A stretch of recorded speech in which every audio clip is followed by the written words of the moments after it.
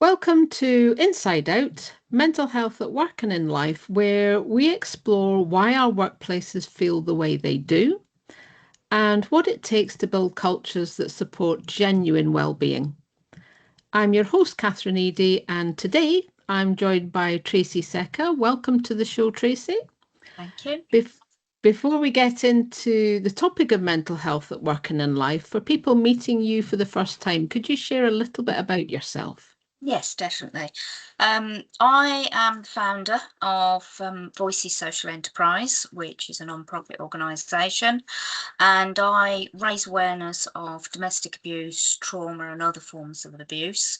That includes supporting employees and employers. I work with lots of survivors, and I do quite a bit of community work as well. But the main areas for me are through resources, through training, events, of raising that awareness of what domestic abuse and trauma looks like. Yes. And I think it's an interesting that from what we're going to be discussing is how trauma appears in the workplace and how little something like that would not be so much discussed in a workplace setting.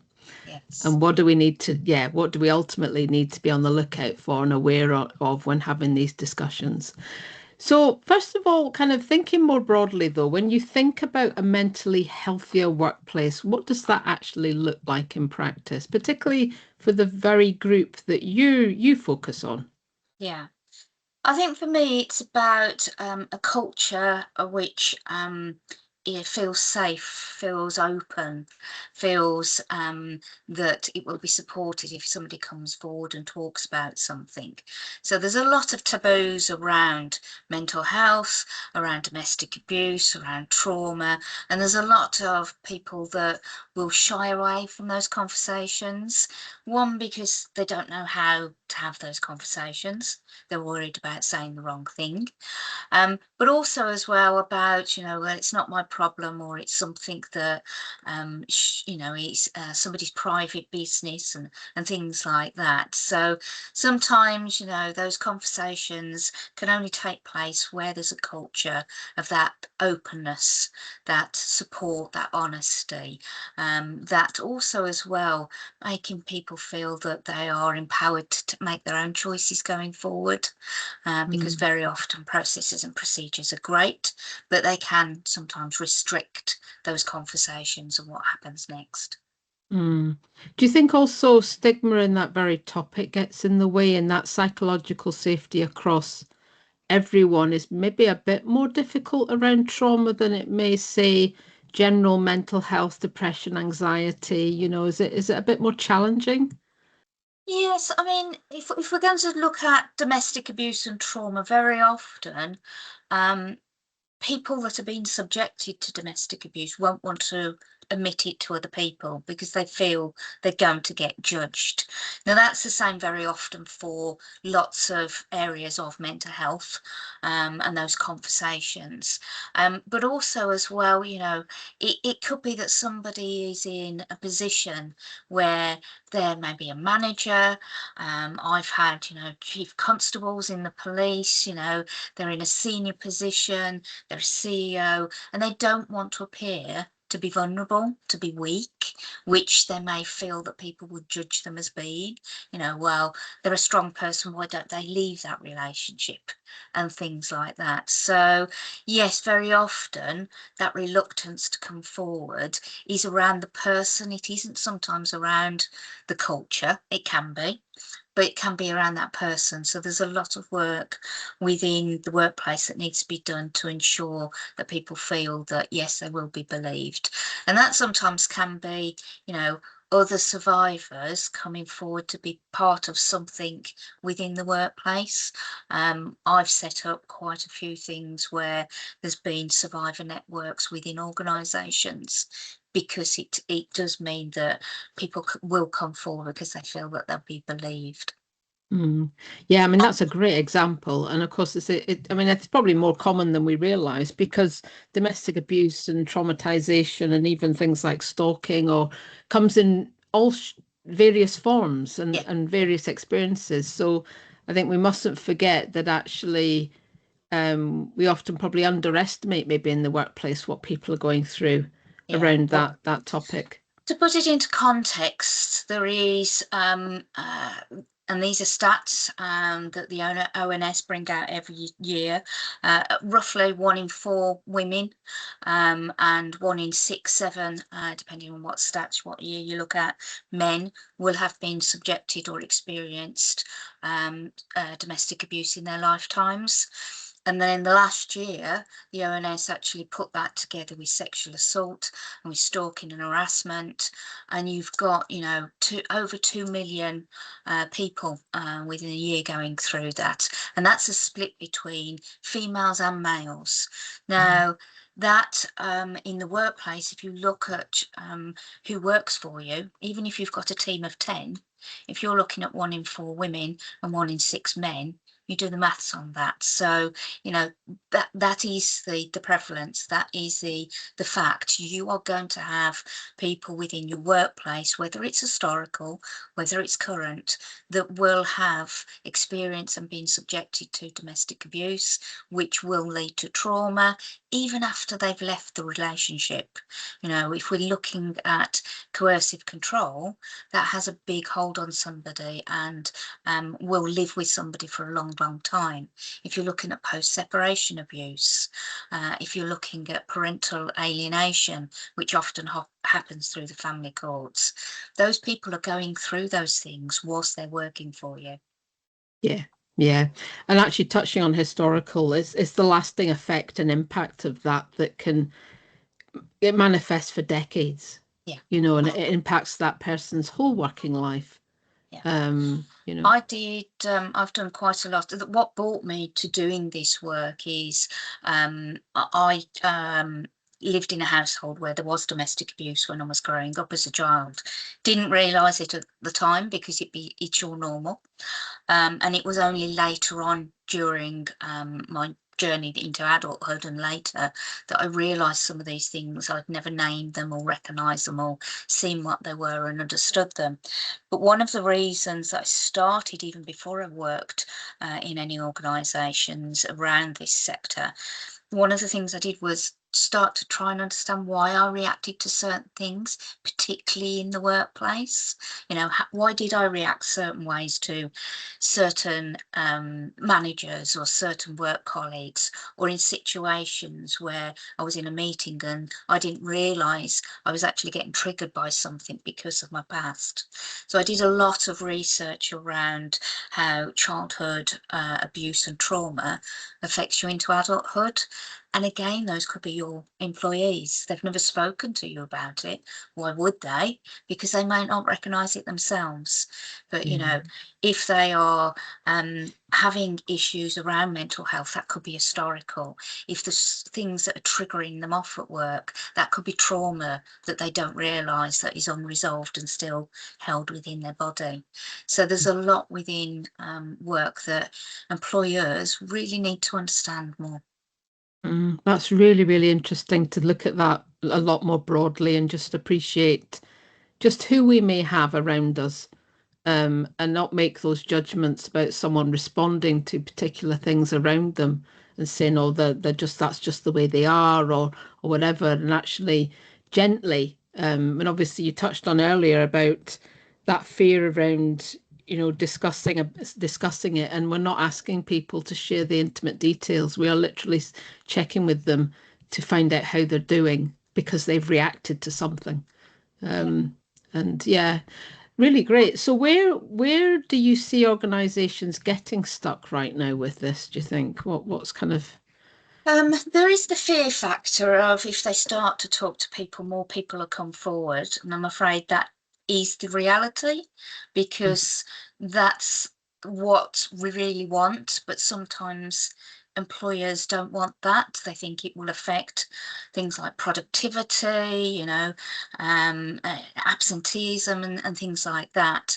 But what employers need to understand, if you are building that right culture, you've got the right support, and it's not down to employers being counsellors. Having the right support is empowering people to know where else they can go to themselves to make those choices of help and support. But if you look at things like productivity, actually, absenteeism through trauma, through domestic abuse, through mental health is a lot higher than if you actually support people and keep them within your business, because you'll get a better reputation, you'll find that work colleagues will feel supported and they'll stay with you longer, so you won't have to go through those recruitment costs and things like that.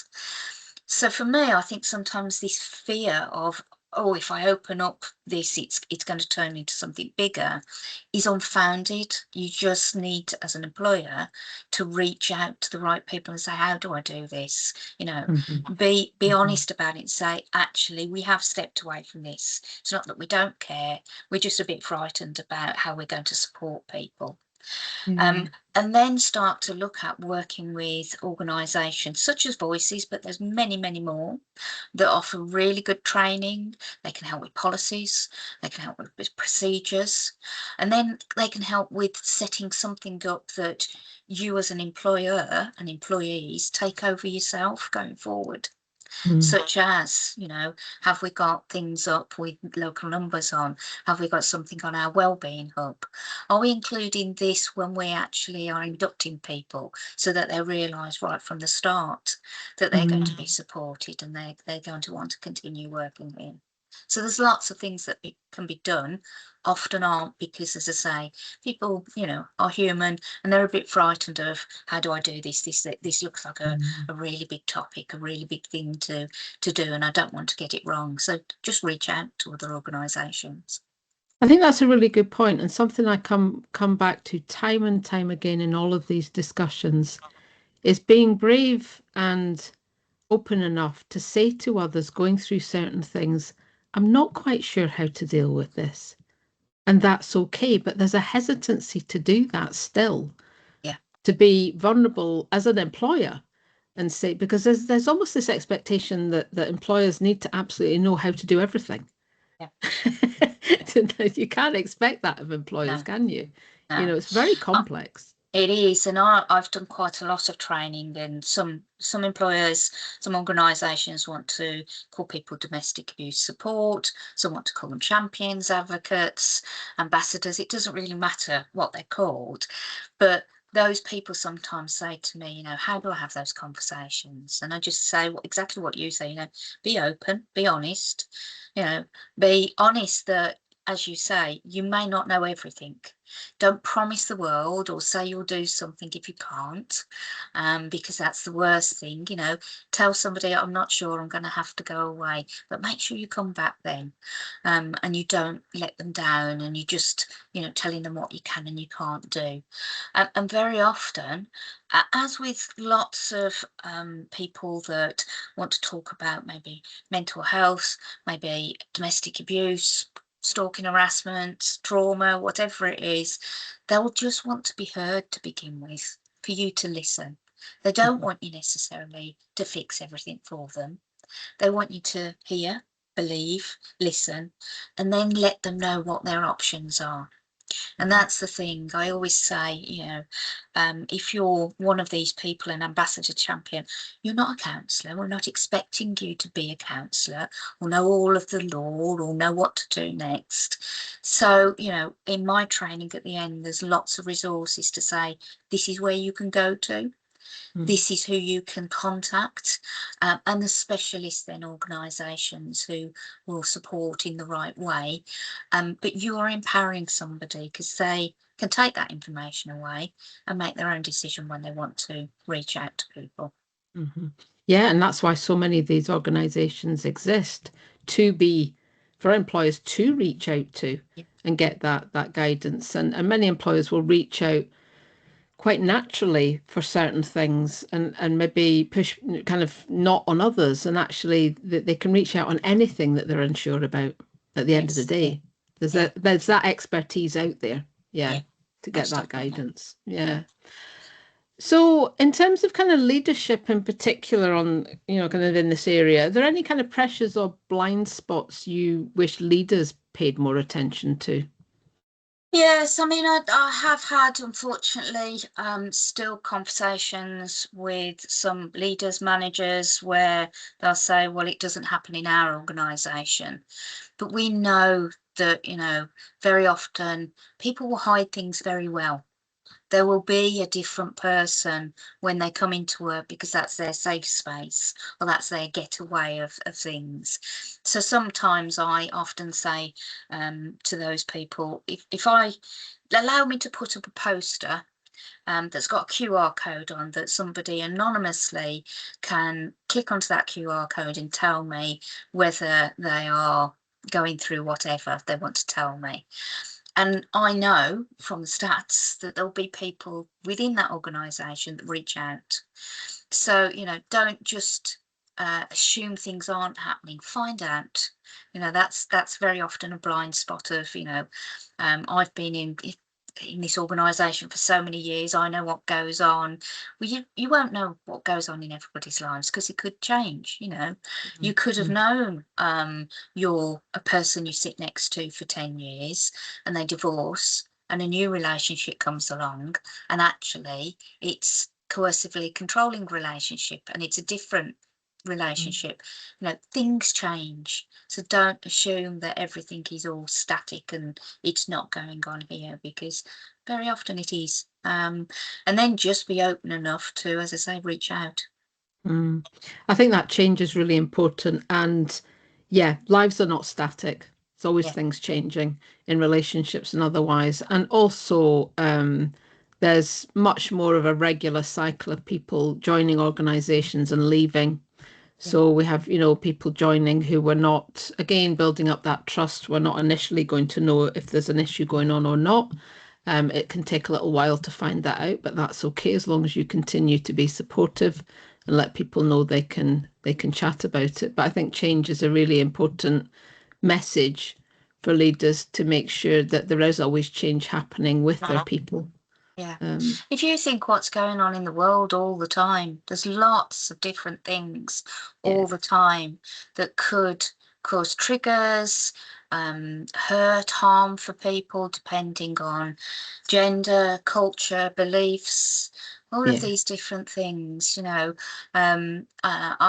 I often talk about child to parent abuse. Mhm. That happens as well. So you could have parents, grandparents, that actually they're going through something now because their dynamics at home has changed, their relationships at home have changed. So there's Yeah. always going to be lots of different things. So yeah, Mhm. being open to constantly Mhm. reviewing, coming back onto things, as the world changes, as families change, but also Mhm. as well as your organisation does, because Mhm. organisations sometimes, will have changes with job roles, departments, and Mhm. actually that could cause a lot of pressure to people that they're not talking about, but actually it is causing them some Mhm. distress, Mhm. some health issues, coupled with, if anything's going on at home like domestic abuse, then you've got, a big melting pot of things that are going to cause that person a lot of trauma and stress. Mhm. Yeah, that's really interesting. It reminds me of something from my early days when supporting people where a son was manipulating his mum financially. Mhm.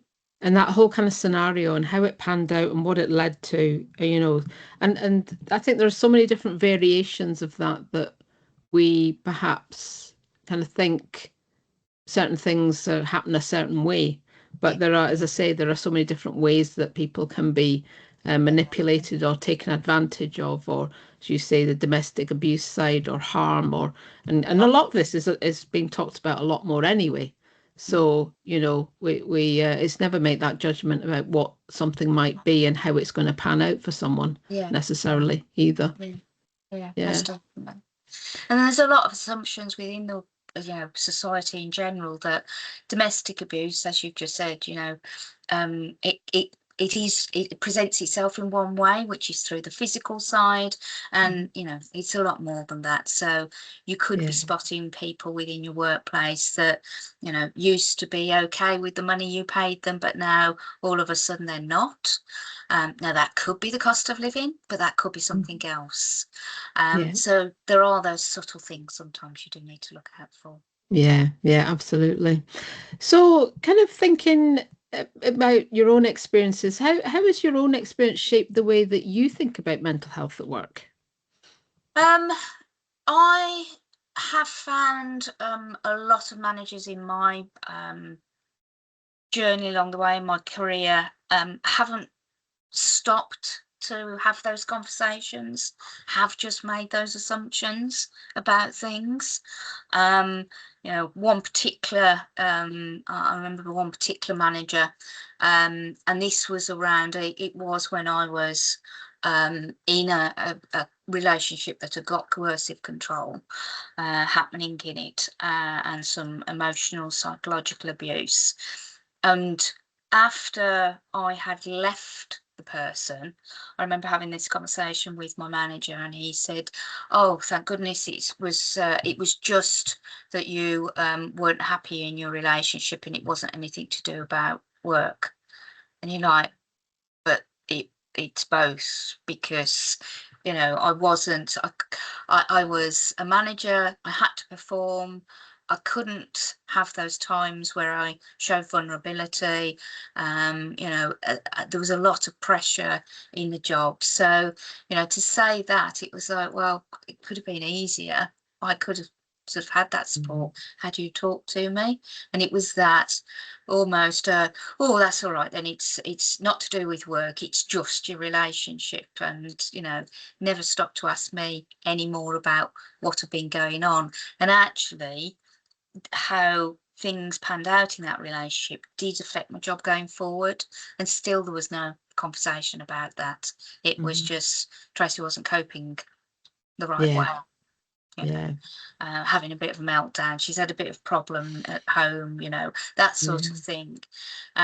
So yes, there's been, that's just one example, and there's been those things over the years, and it's made me stand back and look at my way of managing. I don't manage people now. I did before, but it made me stop and go, actually, I need to take a lot more into account, because you do, sometimes, because of the pressures that you've got as a manager, you are forced almost to do certain things in certain ways. And I swore that I wasn't going to be that. I was, going to be different, and I was going to work within parameters. I was going to work for the good of the organisation. But in my view, what was good for the organisation was having a happy team. Yeah, Having a supported team, having a team that felt that they could come and talk to me about anything, and we'd sort it out together. Even if it was, I used to say to my team, even if it's a mistake, because that sometimes can have a big impact on people's mental health and how they worry about getting things wrong at work. So, take that away from somebody, that they know that it's okay to be human. We're all human. Just come and tell me about it, and we'll solve it together. And I think that's the thing as well, is that there's a big difference between kind of competency and skills and making mistakes that are a result of undue pressure, things perhaps going on at home, mental health not being great, loss of self-esteem, confidence. That's not that's not taking away their skills or capability. The mistake has happened because of how they're feeling and how they are. And that's through no fault of anyone's. And I think, there can be a bit more, there is that fear a little bit of, certainly in workplaces in the UK, around mistakes and not owning up to mistakes, for that fear of being blamed, and all those kind of things going on. Something that's come to mind actually as we've been talking, and it actually took me back to kind of COVID, when there was kind of lockdown. Do you find also there are people that maybe use work as a way of being away from a traumatic and relationship environment? Because I remember during COVID, where, of course, a lot of that had increased because people were working from home. And actually, work was well, not quite, sanctuary is probably the wrong word for this, but No, no, it's work exactly the right word. work was Exactly. their safe place. Yep, Yeah, and exactly that's kind that. of just come to mind as well as we've been chatting. Yeah, exactly that. And very often, that's where people feel that they are in control of their life because they're Of being controlled course. at home. So yes, it's very much, you can go into becoming, and that's why people don't know at work, because you become an actor, an actress. You'll put on your armor, you'll put on your costume, whatever it is, and you're going to work, and that is your safe space. And again, in my training, I very often talk about, sometimes you will spot things that are happening because somebody rushes out at 5 o'clock because their partner, their husband, their wife is waiting for them outside, and that's the control because they've got to be out the door and they're on time. But the flip side of that is somebody that doesn't want to go home, doesn't want to take holidays, wants to go and do all the extra work and puts their hand up. And you might say to them, oh, you're very keen, but is it something else that's going on Mm, that they don't want to go home because they know what it's like at home? yeah, yeah. So yeah, it does help us think much more broadly. Yeah. If you could, I mean, I always ask it when I ask this question, I always say to people, remember it can have a ripple effect. So although I'm asking one thing that might change someone's daily working lives, it could be that that one thing then has a ripple effect on lots of others. But if there was one thing at the moment anyway that would improve people's daily working lives, what do you think it would be?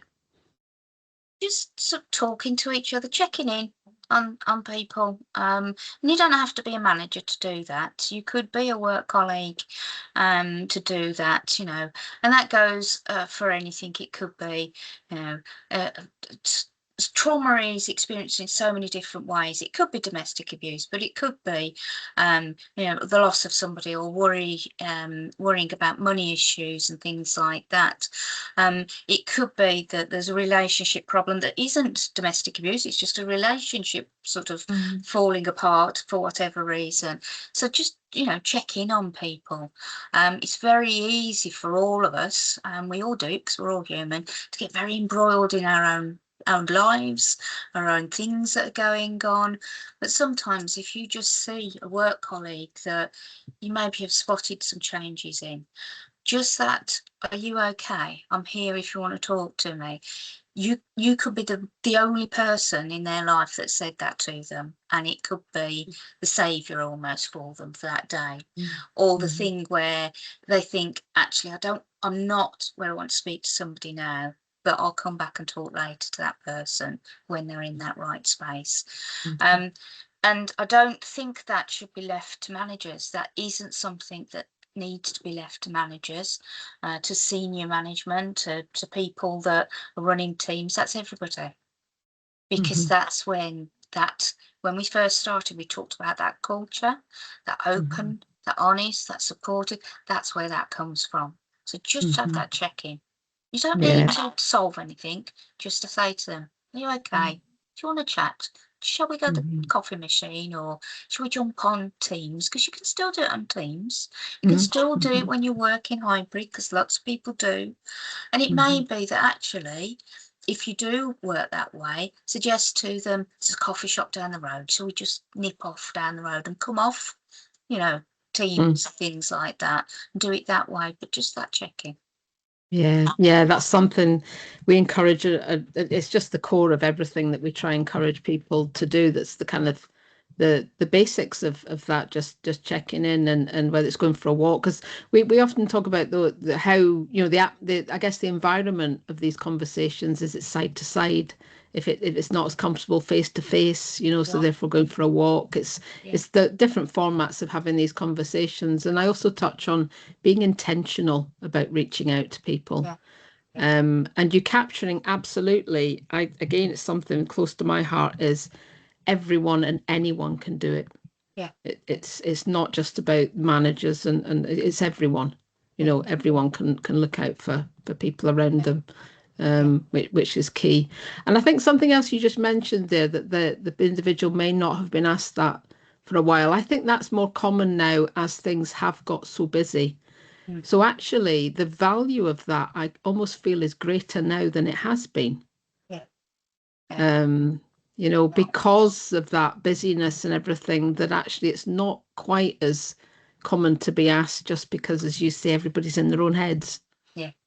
And I like the word intentional, because I do intentionally go out and do things. I mean, along with the work I do at Voices, I work for another charity called Rape and Sexual Violence Projects, and you can imagine that's a very intense environment.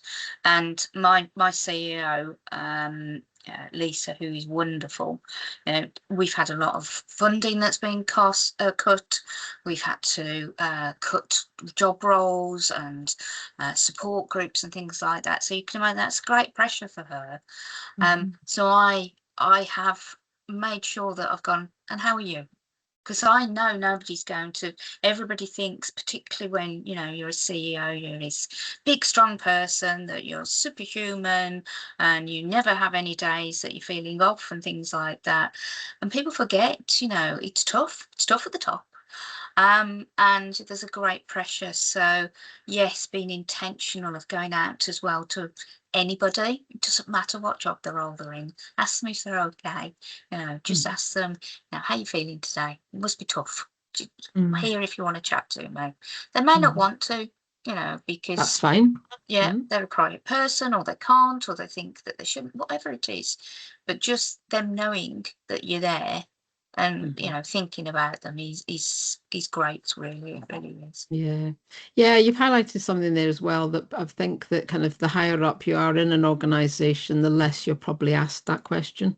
Yeah, most definitely. Um, so then if the flip side is it's even more important, Yeah, and also maybe more valuably received, even if the person doesn't want to go down that route, that's absolutely fine. I think it's just lovely to just ask anyway, not be afraid to check, and yeah, see where it goes. People may find themselves very surprised at where just one question can take you yeah. like that. And Yeah. I've been in various roles. I've been senior management, I've been below, and yeah, you're quite right. As you get higher up, like I say, you just expected to be this superhuman that carries on no matter what. You're not allowed to have feelings. So if somebody criticizes you, you've just got to roll with that, whether it's not very nice criticism or personal and things like this. So yeah, very often there's a lot that goes on. You may be getting paid more money, but there's a reason that you're getting paid more money. It's because there's so many other things that you're having to cope with. Yeah, be responsible for, as well as all the home stuff that goes Yeah, on. yeah. So, for people who do hold influence, what does using it well look like? Right. I think standing by, your policies and procedures. There is no point in putting something in place if then you don't stand by that and you don't live by that. And an example, I do a lot of training around sexual harassment in the workplace, Mm, and I always talk about it needs to come from the top down. If we look at some of these, high cases, if you look at Harrods, where was it? It was at the top. mm, So they probably had some policies in place, but they weren't following them, and then they were not ensuring that those in senior leadership were living by them as well. mhm, So if you've got a policy procedure in place, make sure it's fair.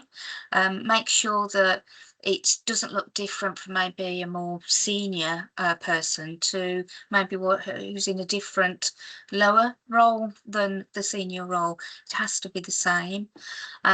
So yeah, I think, don't put policies and procedures in place as a tick box exercise. Make them mhm, mean something, make them mhm, worthwhile. And I think having those support mechanisms in place for things like mental health, for things like, I'm a woman of a certain age now, understanding menopause, having a menopause policy and a domestic abuse policy, all of these sorts of things, have them in place, but then have the mechanisms that can support. mm, I'd mm, also say as well, you know, senior leadership management, make sure that you are not throwing somebody into management and not giving them the tools, assuming that they're just going to be able to do all of these things that you've given them to do. Get them trained, get them supported, get them feeling confident as well, because again, that could lead on to mental health problems for that person if they don't feel they're up to the job. And actually, it's not down to them, it's because they've never been skilled the right way. They've never been made aware of how they should be doing things and supported. Yeah, that's a very good point. And on other podcasts, I've already talked about this when someone had mentioned to me about accidental leadership and managers. The high number of people who become managers by accident is really quite phenomenal. And then without that training and support, if you're becoming a manager by accident, it's just a given that, right, they're in that role, off they go. It's like, no, actually, that's not the case, you know. So yeah, that's certainly interesting. Going back to just the policy thing, do you think whistleblowing policies are written well enough for disclosures? It goes back to what you were talking about, Harrods, actually. It brought to mind whistleblowing.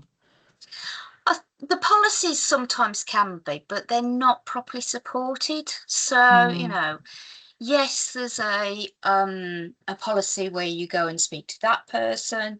You can go onto a portal and it can be anonymous. But then what comes out of that? What comes out of that afterwards?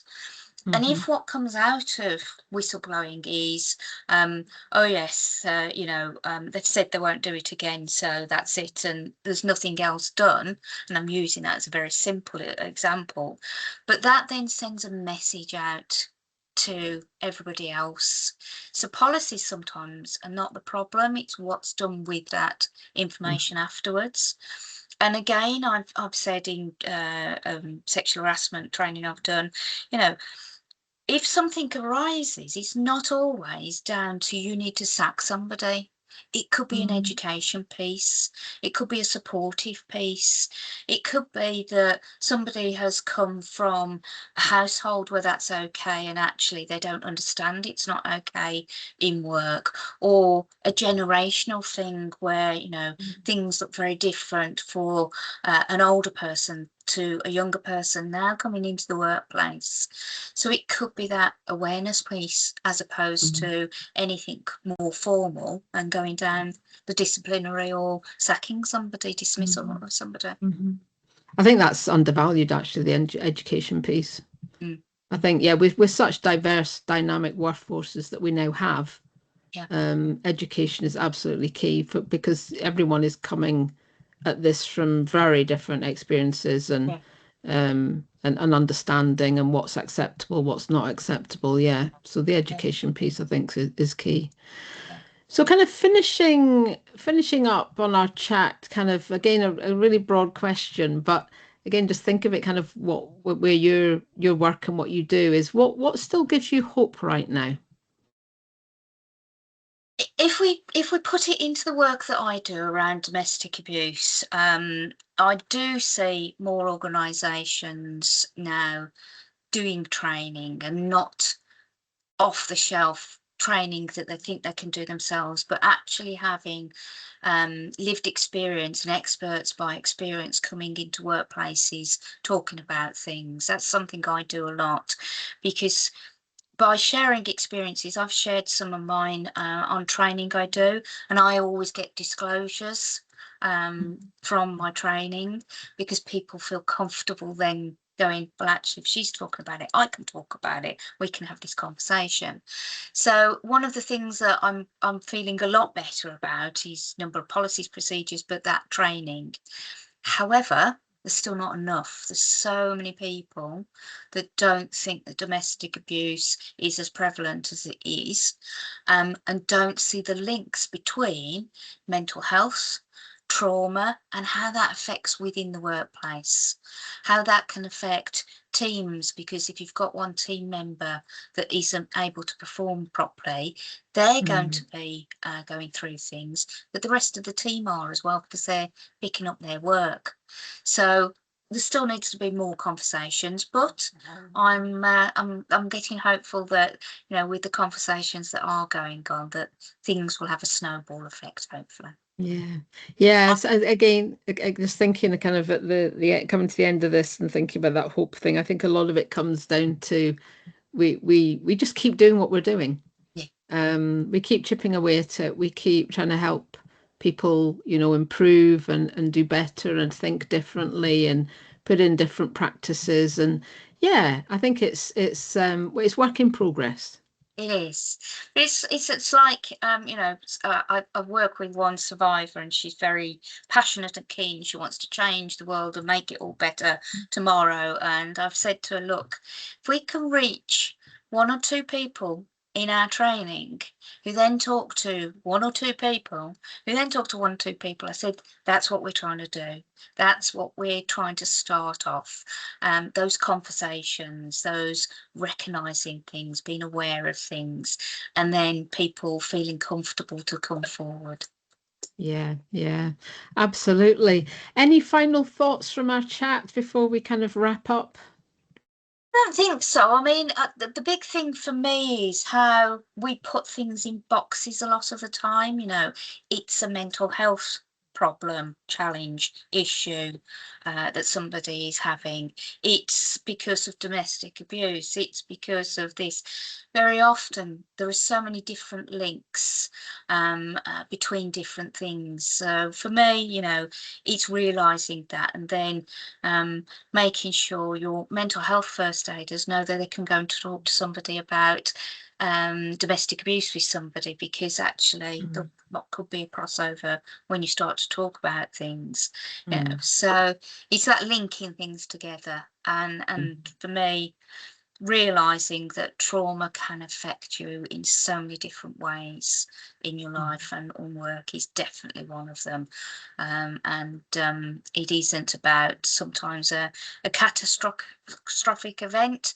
It could be grief, it could be money issues. There is so many different things, and to say, you don't need training on trauma in your workplace is always a wrong thing for me. Yeah, yeah. Well, there is a lot of chat about trauma-informed workplaces, but it's layered. It's layers of things, and particularly more so than ever, there's lots of different things going on for different people at different layers. There is. Um, and some people are comfortable talking about certain things that are going on for them and not others as well. So, people will withhold experiences that are currently going through, but they'll be happy to talk about something that they feel okay to talk about that they're struggling with. So that's Yeah, more layers because we're getting some information and we're missing out on other yeah, parts of information that they're maybe not as comfortable with. So yeah, at the end of the day, it's humanity at work and bringing that humanness to our environments and really demonstrating and showing people that they're cared for and looked after is key. Well, Tracy, thank you very much. That's given us plenty to kind of think about. So, to everyone listening, look after yourselves, and we'll see you the next time on Inside Out.